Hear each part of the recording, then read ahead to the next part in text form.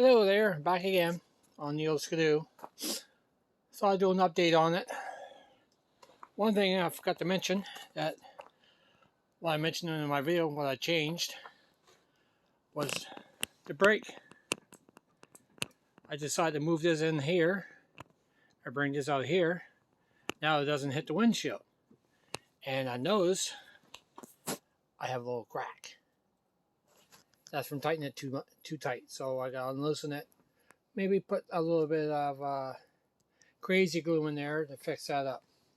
But when I came out here yesterday to investigate why the speedometer cable and tack was not working, I unthreaded the cable from down below. But first, I took the belt off, moved the secondary clutch. As I did, I tried to reach down and turn the needle inside the cable. It would not turn. It would not rotate.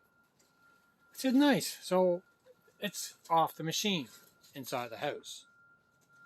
Secondly, I removed the mechanism down below where the cable fits on that holds the axle in and regulates your speedometer cable and all that. That little canister down below. And the needle inside there broke in two. I was able to take one out of the outer casing, but inside the shaft, it's in there. And for me to get that out, I tried picking it up with the screwdriver. No way. It's lodged in there. What I need to do is either get a drill bit in there, turn it with my fingers, or what I did before, loosen the track up along as far as I can, and to remove the exhaust, and then take off the plate here to undo the axle bolt, and then pull the axle out forward, so I'd be able to make for the drop down and point up towards me to drill a little bit like I did a couple years ago.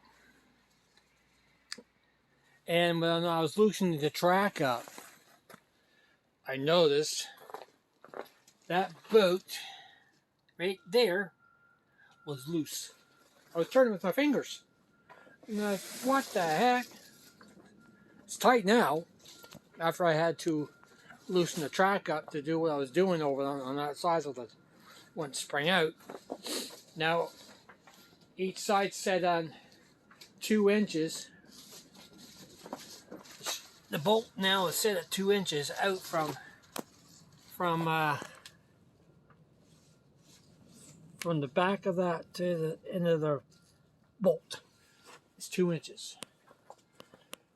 And I did some research on the carbs. Remember I mentioned that this plug here was warmer than this plug?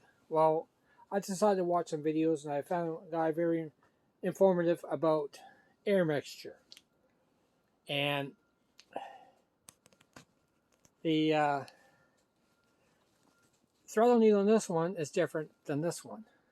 This one's out of an old Players. This one came with the carburetors. That one's not a brass one. This is a brass one. That one is probably it's silver, so it's probably aluminum. So I decided to do some research last night online, and I find in that manual I showed you of all the specs of this engine, and I found the throttle needle number, and I typed it in Google, excuse me, and it came up in Rural Distributing, and I ordered 2 to replace the oddballs in this. And I also adjusted these at 1 inch. But as mentioned in the his video, there should be a slack in the cable a bit. So I'm going to have to screw them down a bit so that the cable can rest a little bit so it won't be so tight.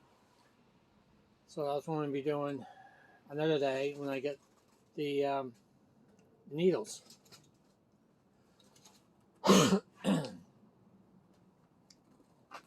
And while I was trying it yesterday, I forgot to take my brake off. So my brake was on. I probably take out more pads on my shoes. So I got to check the shoes on this sucker to see how much pads I have left. Probably not very much. But all in all, it's +7 today. And it's raining out. Misting, rain, you name it. And I adjusted the headlight because the headlight was down too low to the ground. So I had low beam, it was pointing down too far, so I had to adjust the headlight up a little bit because it was not working right for seeing at night. I taped this together, so now that the light, it all lights up. You can see my video there as I was driving. I put the new belt back on that I bought a few years back. And there's the belt that I bought when I first got the machine. It's got Polaris on it that I bought.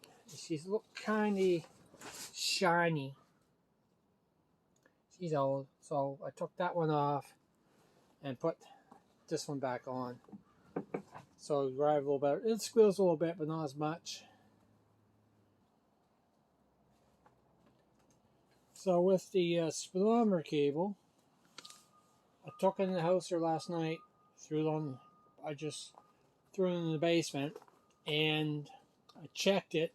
It freed up. So that cable was filled with water and ice. That's why it froze. Don't know how it got in there. Maybe condensation or water or something, because the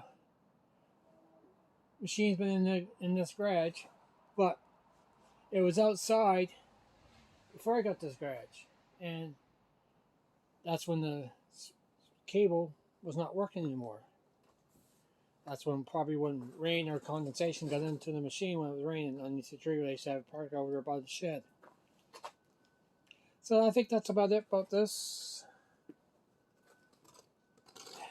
It's a never-ending story with this old machine. It works great, but once I get those new needles in there, hopefully it will run a whole lot better. Where I showed you the gas lines, I'm going to be doing that when it starts warming up, changing gas lines on this. And fixing that mess right there. What a mess. So that's about it for this. Talk later.